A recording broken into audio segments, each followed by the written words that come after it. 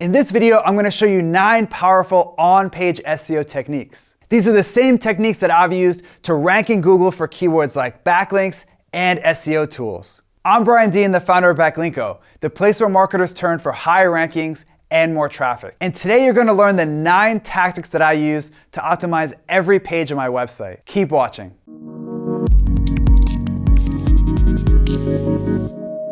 I launched my first website way back in 2008. Needless to say, on-page SEO was a lot different back then. In those days, keyword stuffing was all the rage. I mean, people would actually argue on forums about what the best keyword density was. If my page has 879 words and my keyword appears 17 times, that's a keyword density of 1.9%. Perfect. Today, thanks to Google updates like Hummingbird and RankBrain, on-page SEO is much more complex. But one thing that hasn't changed is that there's a right and wrong way to optimize your content. And in this video, you'll learn the right way. So without further ado, let's dive right in with technique number 1, which is to use super short URLs. So I recently teamed up with a handful of SEO software companies to conduct the largest ranking factor study ever. In total, we analyzed 1 million Google search results. And we discovered that short URLs tend to rank better than long URLs. Fortunately, it's super easy to use short URLs on your site. Whenever you publish a new page, make the URL short and sweet. For example, in my guide about keyword research, my URL is simply backlinko.com/keyword research. Speaking of URLs, our next technique is to include your target keyword in your URL. Again, this is really simple and easy,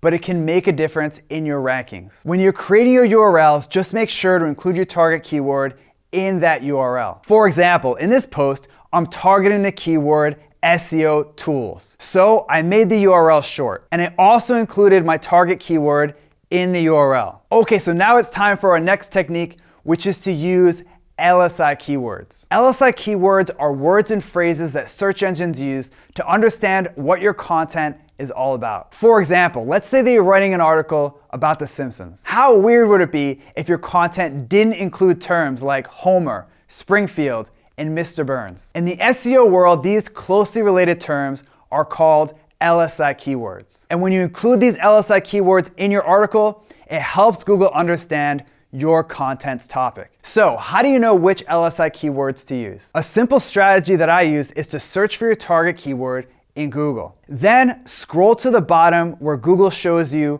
the searches related to section. The terms in bold here usually make great LSI keywords to sprinkle into your content. With that, it's time for our next tip, which is to publish long content. Remember that ranking factor study that I mentioned earlier? Well, we found something very interesting in that study. Something that goes against conventional wisdom in the SEO and content marketing world. And that discovery was that longer content tends to outrank shorter content. In fact, we found the average result on Google's first page was 1,890 words. So why does longer content work better? For one, longer content tends to contain more of those LSI keywords that we talked about earlier. When you write long, in-depth content, you naturally include more LSI keywords, which makes Google happy. Also, Google may have an inherent preference for longer content. Remember, Google wants to show their user the best result for a given keyword. And if your page provides someone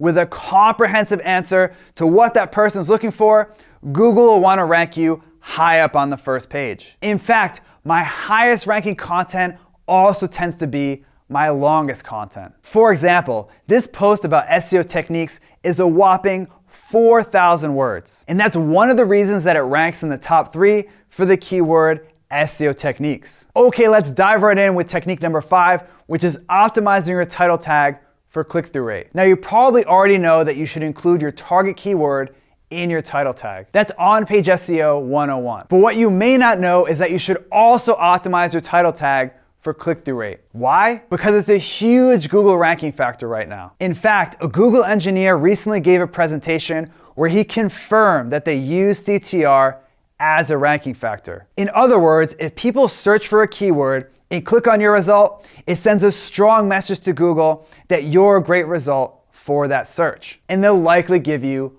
a rankings boost. So how can you optimize your title tag for CTR. Here are 2 quick tips that work great. First, include numbers in your title. There's a reason that your local magazine rack flashes numbers on every single cover. And that's because numbers grab attention. In fact, a study by Conductor found that headlines with numbers get 36% more clicks than headlines without a number. Another simple way to boost your CTR is to add brackets and parentheses to your title. When HubSpot recently analyzed 3 million headlines, they discovered that brackets and parentheses boosted CTR by an average of 38%. So let's say that you had a title that originally looked like this. By changing your title tag to this, you can significantly boost your page's click-through rate. This simple tactic works so well that I tend to use brackets or parentheses in almost every single title. Okay, we're making a ton of progress because we're already on technique number 6, which is to use external links. The guys at Reboot Online recently ran an interesting SEO study. They made up a new keyword that had 0 search results in Google. Then they created 10 different websites that were optimized around that fake keyword. 5 of the websites linked out to other websites, and 5 of their websites had no external links. What do you think happened? The 5 sites that contained external links outranked 100% of the sites without external links. So it's clear that Google uses external links as an on-page ranking factor. The question is, how can you use them on your site? It's simple. Include 2 to 5 outbound links to authority resources in every single article. For example, at Backlinko, I generously link out to resources that help my readers out. And these external links make a small but significant difference in my rankings. Now that we've tackled external links, it's time for me to show you how to use internal links. This one is insanely easy. Whenever you publish a new piece of content, make sure to link back to 2 to 5 older pages on your site. But not just any older pages, pages that you want to rank higher. Now this may sound like common sense, but I'm always surprised at the amount of people that add 15 internal links to random pages on their site. Sure, any internal links are better than none at all. But if you want to get the maximum benefit from your internal links, you need to use them strategically, which means only using 2 to 5 per page and linking only to pages that need a boost. That's all there is to it. Okay, so we only have 2 techniques left. You ready?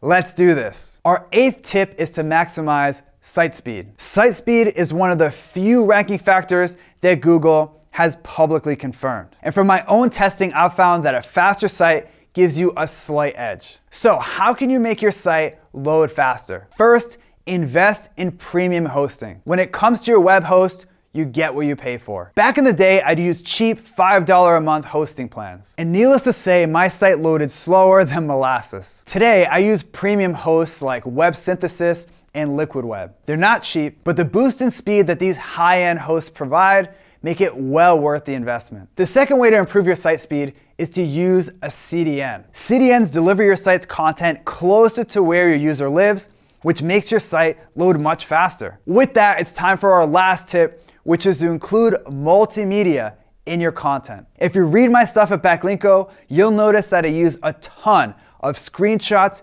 videos, and charts in my content. All of this multimedia makes my content more valuable to my readers. And make no mistake, user experience is something that Google directly measures. For example, if your page has a high bounce rate and a low time on site, Google will drop your rankings. On the other hand, if people stick to your content like superglue, they'll want to show your content to more people. And in my experience, using lots of multimedia helps people stay on your site longer. Did you learn something new from today's video? If so, make sure to subscribe to my YouTube channel right now. Just click on the subscribe button right here. Also, if you want exclusive SEO and traffic techniques that I only share with subscribers, head over to backlinko.com and sign up for the newsletter. It's free. Now, I want to turn it over to you. Which on-page SEO tip from this video are you going to use first? Are you itching to try LSI keywords? Or maybe you want to start publishing longer content? Either way, let me know by leaving a comment below right now. Okay. Oh, so what do you think? Sleeves rolled up or down? 9. All right, back to the serious stuff. Great time to vacuum. I gotta breathe before I do that one. I always feel weird saying that.